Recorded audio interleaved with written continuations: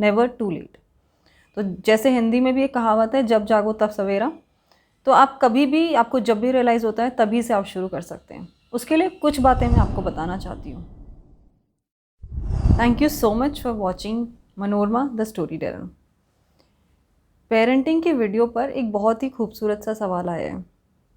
अनुपमा जी को बहुत बहुत थैंक यू ये सवाल पूछने के लिए। अपनी सोच समझ और अपनी बेस्ट कैपेबिलिटी के हिसाब से उन्होंने दी, और वही बेस्ट था उस टाइम के हिसाब से। जो हमने दिया अपने बच्चों को, वो भी अपनी कैपेबिलिटीज़ और अपनी सिचुएशंस के हिसाब से हमने बेस्ट किया। बहुत बार बहुत कुछ देना चाहते हैं लेकिन सिचुएशंस अलाउ नहीं करती, तो इसलिए इस बारे में ज़्यादा ना सोचें। कंग्रेचुलेशंस कि आप अब उसे रेक्टिफाई करने के लिए तैयार हैं। किसी भी चीज़ को रेक्टिफाई करने के लिए concern is the most important factor. अगर आप कंसर्न हो कि मुझे करना है, मेरे से जो भी गलती हो गई है मैं उसको सही करना चाहती हूँ, तो वो हो सकती है। अब सवाल ये है कि एट दिस मोमेंट हम क्या कर सकते हैं। हम बहुत कुछ कर सकते हैं।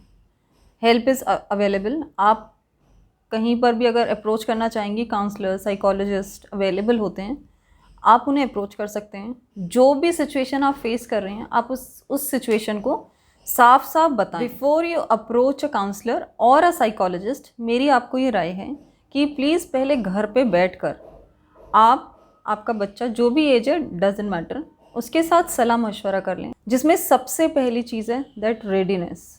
आप मदद मांगने के लिए और मदद को एक्सेप्ट करने के लिए तैयार। अगर उसमें आपके पार्टनर भी आपका साथ दे रहे हैं तो ये बहुत ही बढ़िया बात है। एक टीम, एकदम परफेक्ट टीम तैयार हो जाएगी। बट अगर साथ नहीं भी दे रहे हैं तो भी इट्स ओके। तो आप और आपका बच्चा दोनों मिलकर के अपना माइंड मेकअप करें that yes there is a problem and we need help. ये एक बहुत बड़ी बात है। जब तक अग्रीमेंट नहीं होता है तब तक क्या होता है कि हम लोग अगर हेल्प के लिए जाते हैं, सामने वाला हेल्प कर भी रहा है, तो भी हमें लगता है कि वो हेल्प नहीं कर पा रहा है। वाई? बिकॉज माई माइंड, जो मेरा दिमाग है, वो हेल्प को रिसीव करने के लिए रेडी नहीं है। तो पहले, सबसे पहली बात हो गई कि आप लोग माइंड मेकअप करें that yes we need help. जब हम पहुंच जाते हैं काउंसलर या साइकोलॉजिस्ट के पास, तो बहुत इंपॉर्टेंट है कि हम ऑनेस्टली सब कुछ बताएं, जो वो पूछें या जो हमने खुद अपनी विजडम से आइडेंटिफाई किए, अपनी इंटेलिजेंस से हमने जो जो चीज़ें आइडेंटिफाई की हैं, बिना कुछ छुपाते हुए।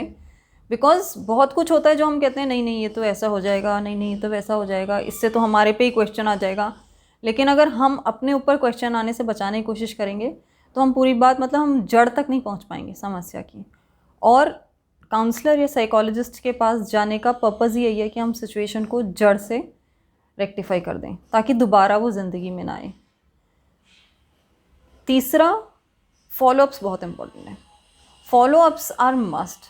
ये ना सोचें कि मैंने एक विज़िट कर लिया, मैंने 2 विज़िट्स कर लिए और मुझे कोई फ़ायदा नहीं हुआ। कई बार क्या होता है, ओपन अप होने में काफ़ी टाइम लग जाता है।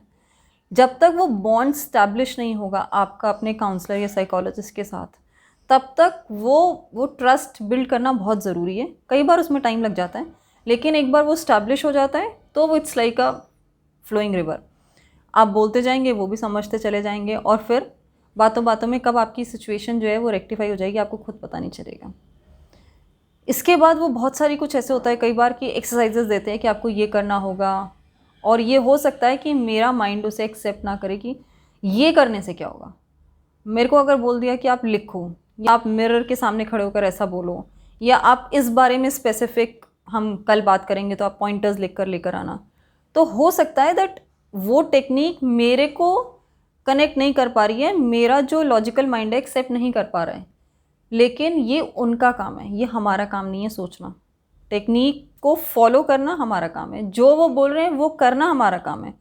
लेकिन ये कि ऐसा करना चाहिए या नहीं करना चाहिए, वो हमारा काम नहीं है। सो फॉलोअप बहुत इंपॉर्टेंट है और एक्सरसाइजेस बहुत इंपॉर्टेंट है। ये दोनों जस्ट गो इन हैंड कहते हैं ना, ये दोनों साथ साथ होंगी तो वो हम कर पाएंगे जो actually we are looking for.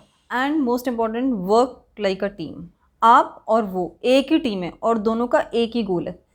दोनों यही चाहते हैं कि जो बच्चा है, वॉट एवर ही और शी इज़ फेसिंग, वो उससे बाहर आ जाए। तो हमें उसमें इफ़ एंड बट्स नहीं लगाने हैं, हमें उसमें से लूप होल्स नहीं ढूंढने हैं। हमें कंस्ट्रक्टिव माइंडसेट को रखते हुए ये देखना है कि हम दोनों मिलकर कहाँ बच्चे की मदद कर सकते हैं। Thank you so much.